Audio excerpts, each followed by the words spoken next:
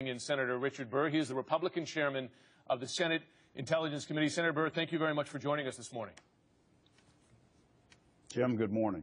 I want to ask you, because I just returned from Paris myself, and one thing that struck me is that to this point, from U.S. intelligence officials that I speak to, AQAP, Al-Qaeda in the Arabian Peninsula, seen primarily as a threat to air travel, a significant threat, concealed explosives, but primarily to air travel. In light of the perceived tie to those attacks in Paris, have the Paris attacks demonstrated a new capability for AQAP and a new ambition, frankly? Well, Jim, I think the intent was always to carry out multiple means of terrorism from AQAP and others. We've got to remember that this is not about an individual. It's about an ideology. And terrorism is now global.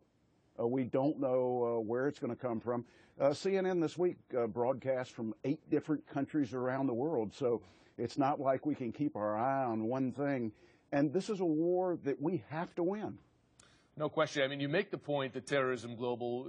As a result, the response must be global as well. But when you look at the run-up to these attacks in Paris, there was clearly an intelligence failure here. So not just by the French, and granted it's a difficult decision to make, but the decision to surveil these suspects and then stop that surveillance 6 months before the attacks, but also in terms of intelligence sharing, because the U.S. had the Kouachi brothers both on a no-fly list and a terror watch list.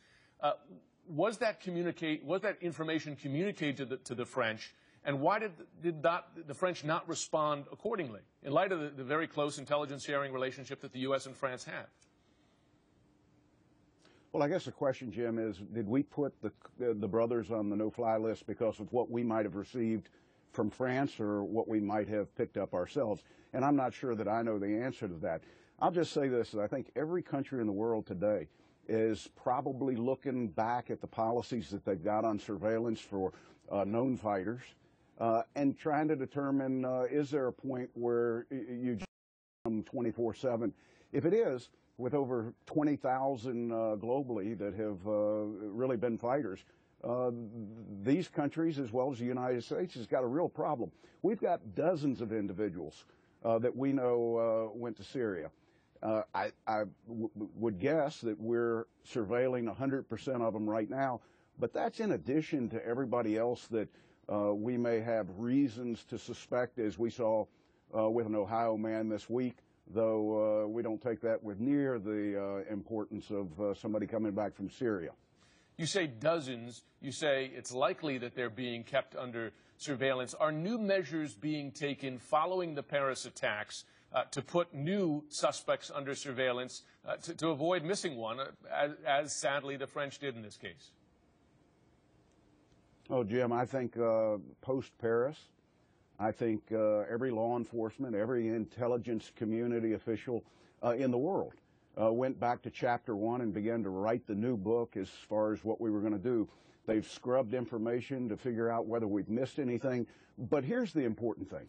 They've taken what we've learned from Paris. They've taken what we're going to learn from the raids in Belgium, and they're going to run that data and create new dots on the map. And then analysts at all the agencies around the world are going to try to connect those dots to figure out whether there are other individuals that we don't know about that we need to begin to surveil, that we need to look at where they are, what they do, who they talk to. And I think we're in for weeks, if not months, of an unbelievable amount of data that's going to tell us what the next step is in defending this country, and I might say defending Europe as well. There was an odd joint, in effect, claim of responsibility. You have AQAP claiming responsibility for the Paris attacks, but you have the kosher market in Paris pledging allegiance to ISIS. Is the U.S. aware of any increased cooperation between a group such as AQAP and ISIS? Jim, we're not, but I think it's foolish to think that two groups competing for fighters and competing for money wouldn't go out and claim some degree of credit for this. And I think that that's one thing that these groups all share, is they're pulling from the same pool of fighters, and they're pulling from the same resources for financing from around the world. So being part of that spectacular attack, and I might say that I think we've overlooked the fact that Belgium is an intelligence win. Individuals that we knew about, individuals that were watched, the Belgian government made a decision to go for a particular reason when they did. And I think you've seen how seriously they take what they found. Hundreds of troops in Belgium, never seen before. Over 20,000 troops in France right now, helping in the fight against terrorism, and a capture of over 20 in 5 or 6 different countries just in the last 48 hours.